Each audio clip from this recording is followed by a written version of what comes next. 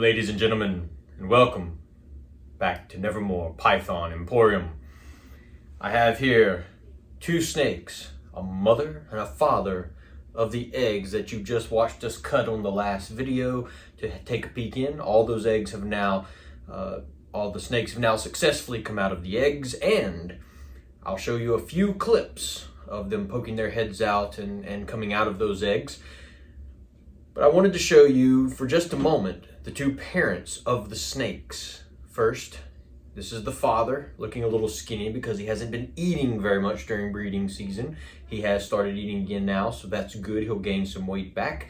But this is the father. You'll notice he looks pretty much like a normal ball python. However, he carries both of the traits that we're going to see in the babies. He carries the albino gene. He also carries one copy of the piebald gene. Because he has one copy of each, he does not express either of those. He does not look albino or pied.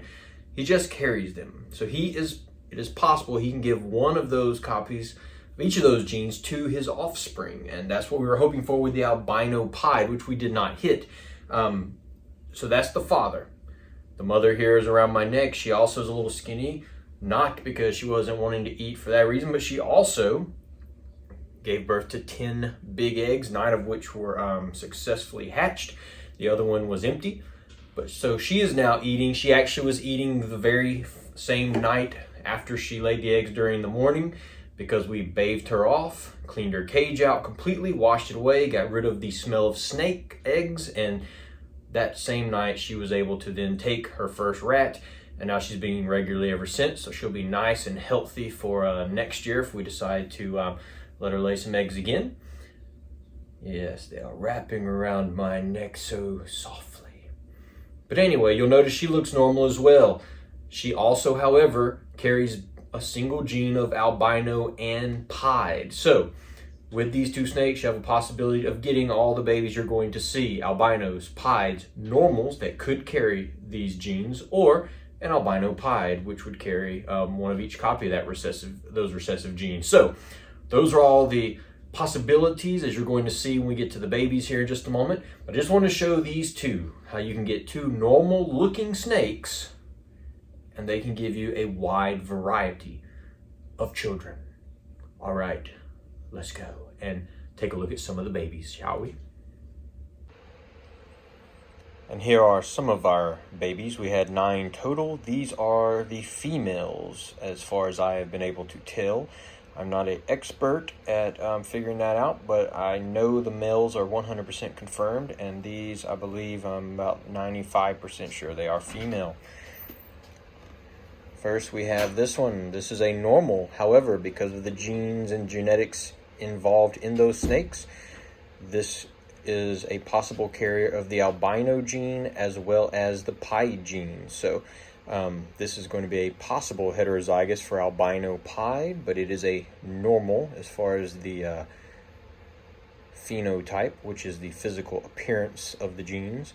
So just normal. Could be a carrier, however, of both of those genes. So technically you could have albino pieds from this if you pair it with the right snake. And this, another female. Both of our albinos are female, and so this albino got a copy of the albino gene from both parents, and now it is expressing the albino, which is the yellow and white, gets rid of all the dark colors, has the reddish eyes, pinkish eyes.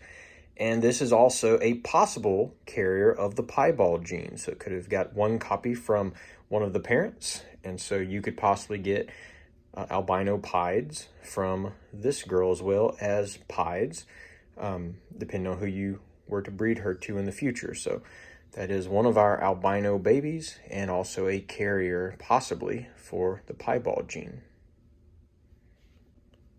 This is our second of the 2 female albinos. Just a beautiful snake. Cannot wait to see how bright and contrast their colors are once they shed the first time in another probably week and a half or so, maybe.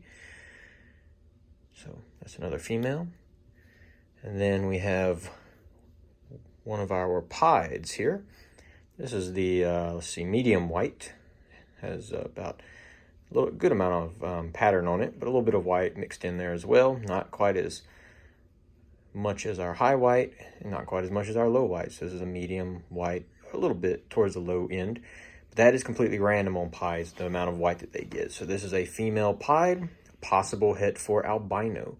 Very, very pretty baby. And our second female pied. This one has a nice white area along the tail, while the other one kind of had it broken up into a few different places. So just a beautiful pattern, the way it kind of changes colors there as you go. A few different shades of kind of the brownish reddish colors.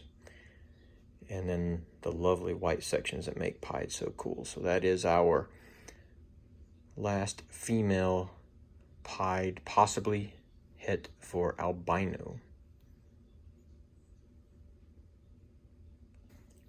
And here are the remaining babies. These are all the males, 100% confirmed. You can tell because when you're checking for the males, they have two little like red antenna, it looks like, called hemipenes, like little alien antennas. And so once you see those, you know it's a boy. The females don't have those. That's how you tell they're females. So sometimes when you're checking them, they could just be a stubborn male who's not showing off. And that's how come I said the females, I'm 90% sure or so that they're female, but I know these are 100% males. This is another normal, and this one's already spoken for, or at least one of these two normals in here already spoken for, and then the female is also spoken for. So we do not, we only have one more normal possible heterozygous for piebald and albino, so this could be a carrier of both genes.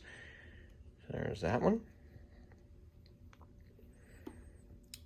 We also have this guy here, who is another normal and a carrier for possibly both genes. So there's a, I believe, like a 66% chance, I believe, of that carrying the albino and the pied genes. So another normal. And then get back in there. Another one of our pied boys. This one's a pretty one. He's got quite a bit of white on it, a little bit more medium white. So don't have any quite completely normal emojis. Sometimes pieds have the little emoji markings, but you have a few little almost faces on here. So as a boy, beautiful pattern once again, and he is, of course, possible heterozygous for albino. And then last but not least, we have, the kids named this one Sonic, and he was definitely the fastest, most mobile one that we've held. He was moving quite fast when he came out the egg. But this is a high white pied, beautiful pied. And